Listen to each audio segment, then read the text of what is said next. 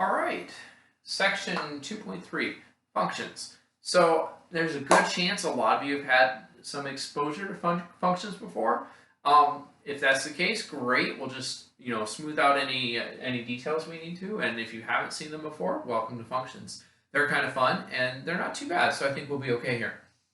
So first off, a definition. A function is a set of ordered pairs in which no two ordered pairs have the same first coordinate and different second coordinates. So functions can be represented using tables like I've drawn over here to the side. You could have a list of ordered pairs. You could have a graph, because remember, a graph is just a bunch of ordered pairs, so it might be a line, and those would all be ordered pairs. So there are a lot of ways to represent functions, but no two ordered pairs can have the same first coordinate and different second coordinates.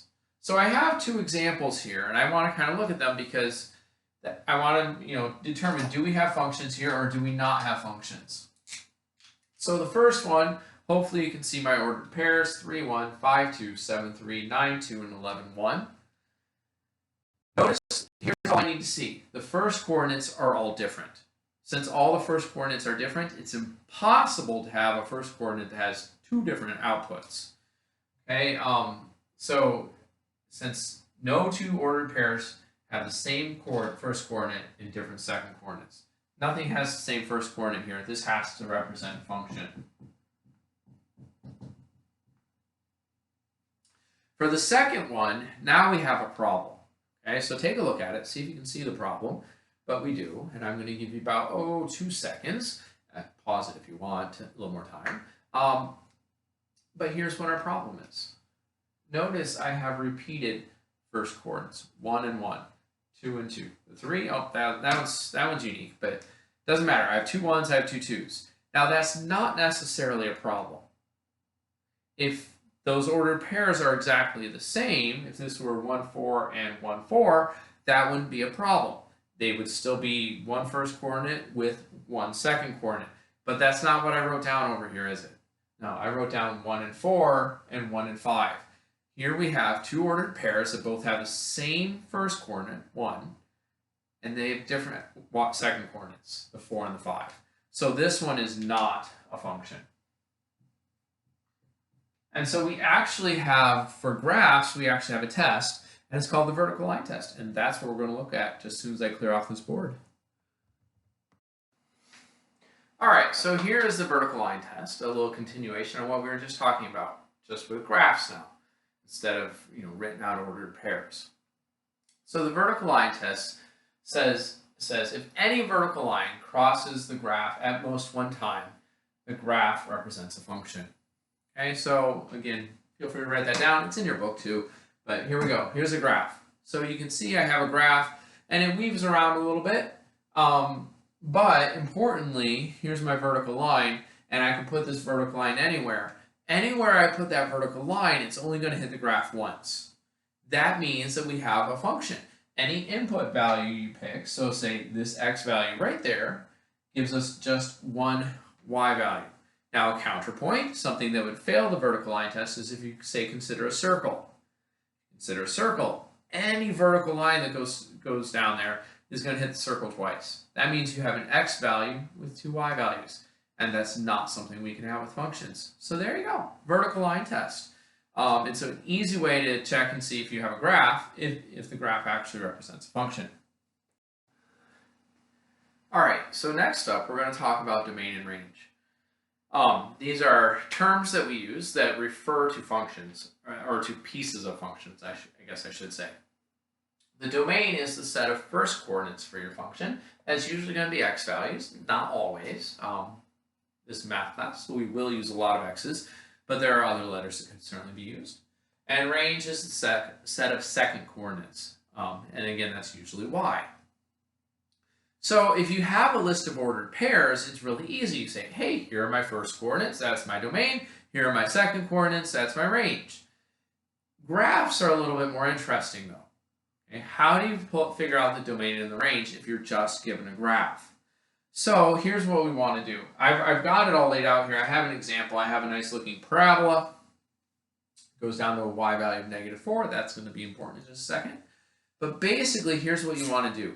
You want to pretend that you're squishing the whole graph, and for the domain, squish it all down onto the x-axis. And so since this parabola looks like it probably just keeps going out forever, out and up forever, we can think of it as really covering up the entire x-axis. And so my domain here is going to be negative infinity to positive infinity, or all real numbers. Either way you want to write it. For the range, now if I squish the graph onto the y-axis, you'll notice it doesn't cover the whole y-axis. It covers most of it. It covers from -4 up forever, but it doesn't cover anything below -4, right? It's not using any y values below -4. So my range starts at -4. You'll notice I'm using a bracket to include the -4. Use a regular parenthesis, it would not include the -4. But it goes from -4 and it goes up forever to positive infinity. And so that would be my range. And so we can pull the domain and range off of a graph just fine. But that's usually a little bit trickier than pulling them straight out of ordered pairs. All right, let's keep going. Next up, a little bit of notation. We won't be here very long, but as you can see, there's not much on my board. F of x is equal to x squared plus 3. Let's look at this. This is pretty typical of a function notation. F is the name of the function. That's all it is. The x is my domain, is telling us what the domain variable is. Now, it's not multiplication. This is not f times x. This is actually said f of x. So this is the name and the domain variable. On the other side, the x squared plus 3 is what we're going to call the rule. It's the rule that says how you get from an input or a domain value, x, to an output value. So, for instance, if we want to find f of 4, well, I take my 4, I plug it in for x. The 4 is telling me what I need to be plugging in. So 4 squared is 16, 16 and 3 is 19. So what we get is that f of 4 is equal to 19. There's my input and my output. There's my domain and my range value tied together. Domain value of 4, that's what we plugged in. Range value of 19, that's what came out. Okay, so that's pretty typical. Next, we're going to look at what's called a piecewise function. That's going to be a little bit more interesting. It's going to have a few more moving pieces, and that's going to be really fun. So hold on while I change the board. All right, so piecewise functions, and then we just have one more board, and then we'll be all set. So a piecewise function looks a little bit strange. Here's my name. The name is f, the variable is x, but notice that this other side where the rule is supposed to be looks really pretty weird. Right, I've got 2 lines, I've got a brace to kind of tie it together, some commas, a bunch of stuff over. What in the world is going on? All right, well, here's what we have. These pieces out to the right, they're the domain piece. And here's what I mean by that. We need to figure out which part of the domain we should be working with. Okay, so an example of this would be your cell phone bill. If you have a cell phone, if you don't have unlimited data, okay, we're going to pretend you don't have unlimited data because it makes my example work. If you use less than your allotted amount of data, the cell phone company charges you one rate. As soon as you go past your allotted amount of data, the cell phone company charges you differently. That is a piecewise function. Depending on how much data you use, that's your input or domain value, you get charged differently. That's the output or the range values. So for this, out here to the right, we can see it telling us what the domain piece is. If x is less than -5, we're going to use this rule, x minus 3. If x is greater than or equal to -5, we're going to use the rule x squared. So what we have is 2 separate rules. We have to pick the right one and then plug the number in. That's really all that has to happen here. So for f of -10, I know that -10 is less than -5, so I'm going to plug it into x minus 3. So you'll see I did that. -10 minus 3 is -13. There we go. If I want f of -5, now that one's a little bit tricky because -5 looks like it's in both parts, but it's not. Remember, the little line underneath means -5 is really only in the second one. So now I want to plug it into the x squared. -5 squared is 25. One last thing to watch out for there. If you typing that in your calculator, you have to put it in parentheses. Otherwise, you will get negative 25, and that will be wrong. Okay, so you need your calculator to square the negative 5, so put it in parentheses. All right, one more thing to talk about, then we're done. All right, so to finish up, we're going to look at finding domain from an equation. To do that, we really want to consider two things that we are not allowed to do. Okay? And if we just keep track of those two things, this really isn't too terrible. We can't divide by 0 or take the square root of a negative. Or I guess I should say technically we can't take the even root of a negative. We can't use a 4th root or a 6th root either. All right, but we'll focus in on the square roots. So I have two problems that show us both examples. In the first one, notice I have division. Okay, that's the dead giveaway. Then we might run afoul of dividing by 0. You have division, right? You can't divide by 0 if there's no division.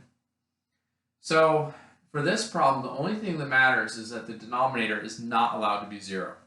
So I set x plus 7 not equal to 0. I solve and get x is not equal to negative 7.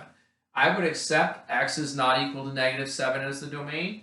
Your book's going to write it as negative infinity to negative 7 with a parenthesis to not include it, union with, starting at negative 7, all the way out to infinity. And I forgot to close my parentheses, so there we go. All right, so either one of those would be just fine. But basically, if you have division, take the denominator, set it equal to 0. Whatever you get, in this case, negative 7, is the only thing you can't use. For the second one, here I have a square root. Square roots, we're not allowed to take the square root of a negative, so that means that the stuff on the inside, the x plus 5, has to be greater than or equal to 0. It can be 0. We can take the square root of 0. That's still 0. So I subtract 5 and get x is greater than or equal to negative 5. And your book would write that as a bracket to actually include the negative 5 all the way out to positive infinity. Again, I don't care which of those forms you give me the domain in. It isn't too much of a big deal for me. If you don't have either one of these things, the domain will always be all real numbers. For now. Later on, we'll add some more things that we can't do. But for now, that's what we want to go with. So generally speaking, the domain is the set of numbers for which the outcome exists and it makes sense. So there you go. Good luck.